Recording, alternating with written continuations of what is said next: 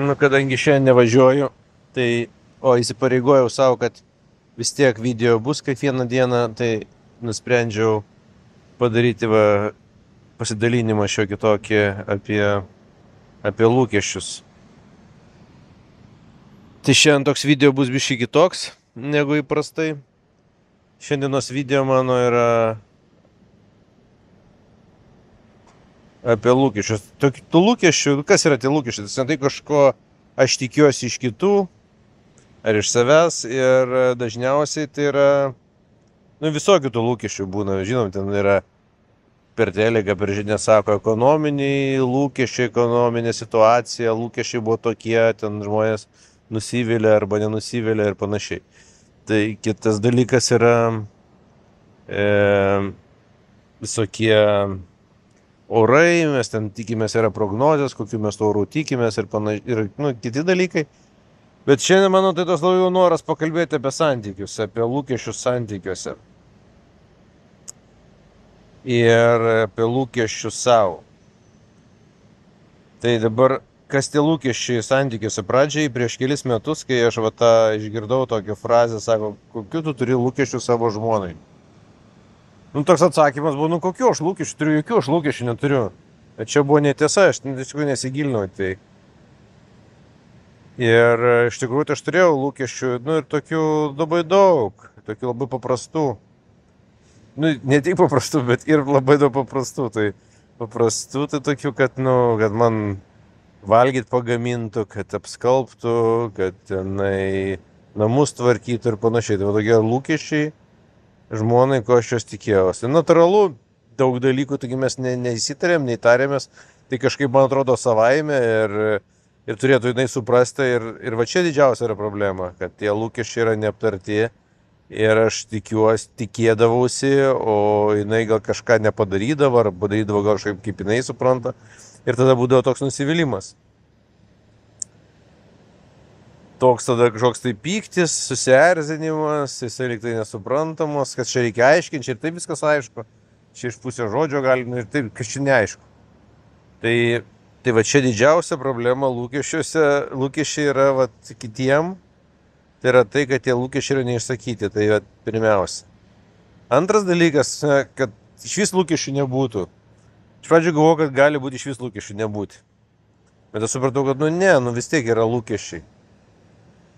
Tik tada supratimas atėjo, kad lūkesčiai gali būti realūs, arba realesni ir nerealūs, neadekvatus netgi. Tai kad, sakyčiau, realus, tai realus, kad aš pažįstu žmogų ir aš žinau, ko iš jo tikėtis.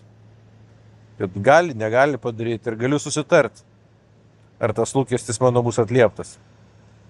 O neadekvatus, tai kai aš tikiuosi, kad, nežinau, užaugs žmona ten 10 cm, arba vaikas kažką pasieks, ko niekad nebuvo pasiekęs. Ir tas labai, man dabar akivaizdžiai tas aš tave stabdau ant to, kad aš, pavyzdžiui, kalbam ir sakom, norim, kad mūsų vieno iš vaikų vidurkis būtų 9, ne, tarkim, tokį lūkestį turim. Ir suprantu, kad nerealu, jis niekad nebuvo 9. Jis bus gerai, jeigu jisai bus 0,5 didesnis, 0,3 jau bus labai gerai, vidurkis didesnis. Tai va čia ir manau, kad yra realus lūkestis. Tai va tas realus lūkestis, realesnis lūkestis, tai jo iškomunikavimo sutarimas, tai jisai tada gali dar kažkiek tai būti adekvatus. Bet ką aš supratau, tai kad visi tie lūkesčiai, ypač neišsakyti ir neadekvatus, jie gadina santykius. Jie tolina santykiuose vieno nuo kito. Va čia yra, man atrodo, svarbiausia. Jeigu norim suartėti, reikia kuo mažiau lūkesčių. Bet iš kitos pusės, tai kaip čiagi reikia kažką. Tai va tame problema, kad mes visą laiką tikimės, kad kažkas kažką dėl mūsų turi padaryti. Kažkas pinigus turi uždirbti, kažkas namus turi sutvarkyti, kažkas turi valgyti padaryti. Nežinau, jūs įsivardinkit ir aš turiu N dalykų, kurios anksčiau turėjau kaip lūkesčius. Bet dabar iš tikrųjų daug to, kad turėjau lūkesčius, darau pats su malonumu ir man visiškai gerai. Ir nėra tame jokios problemos. Bet žodžiu, čia esminis dalykas, reiškis, man atrodo, kad reikia lūkesčių savo, reikia savo adekvačius irgi lūkesčius kelti. Ir kada savo lūkesčiai yra irgi neadekvatus, čia yra problema. Ir ta problema neadekvačių lūkesčių savo, tada jinai, man atrodo, gimdo, bent jau man tai jinai gimdo visiškai nesąmonės. Ir aš taip matau aplinkiniuose, net šitoj kelionėje girdžiu, tad kaip čia tokie atstumai visą kitą. Nu, man tai yra realūs, aš esu važiavęs tos atstumus ir aš daugiau nieko nedarau, aš tik važiuoju atstumą. Nu, kaip darau, bet pagrindinis mano dienos darbelis tai yra nuvažiuoti tą atstumą. Tai iš tikrųjų, adekvačiai vertinti save, nes kas įvyksta dažnai? Dažnai mes keliamės, aš apie save gal daugiau pašnekėsiu. Aš anksčiau keldavau savo neadekvačius lūkesčius. Tada aš jų nepasiekdavau. Nu, ten, pavyzdžiui, prabėgti ant maratono, nors aš niekad nebėgau. Tai galvoju, užsidėsiu tikslą, tada prabėgu ten 3 km ir tada, na šik, tai čia dar 42 reikės bėgti. Jau čia įsipareigojau, galvos ne bilietus nusipirkau, nebuvau nusipirkęs bilietų. Tai va, ir tada tai aš pradedu nusivilti savim. Kaip aš projektuodamas lūkesčius į kitą žmogų, nusiviliu to kitų žmogum, tai projektuodamas lūkesčius savo, aš nusiviliu savim. Ir va tada, man atrodo, kad kartais, nu čia mano protas taip man sako, bet man atrodo, kad aš kitą kartą girdžiu, kaip kiti žmonės sako, kaip tu Raimi, tu išprotėjęs, tu čia užsilenksi dar kažką.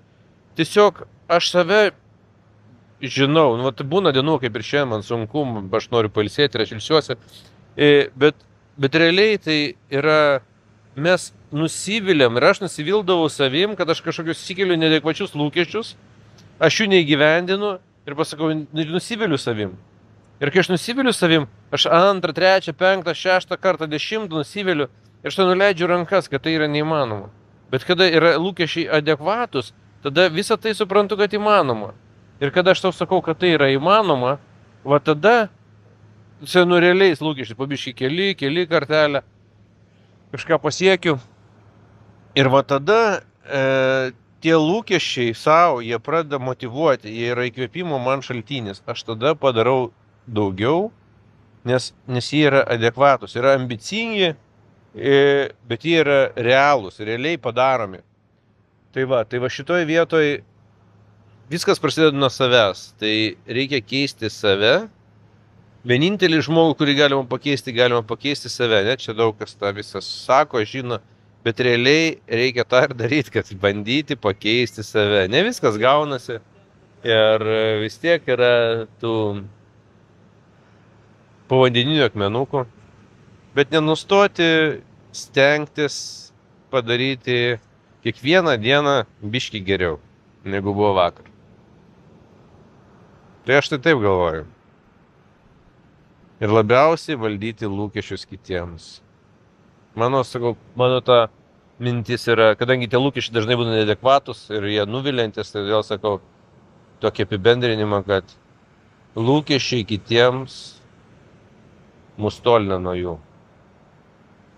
Nes tai natūraliai gimdo konfliktus, gimdo pyktį, kažkokį neišsakytą, skriaudą.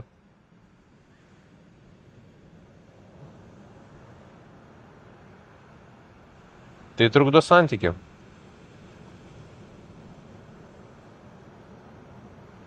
Tai va, jeigu patinka tokie mano filosofavimai, uždėkit laiką, pasidalinkit to video, tai žinosiu, kad tokius dalykus verta man pasakoti. O jeigu ne, tai irgi viskas gerai.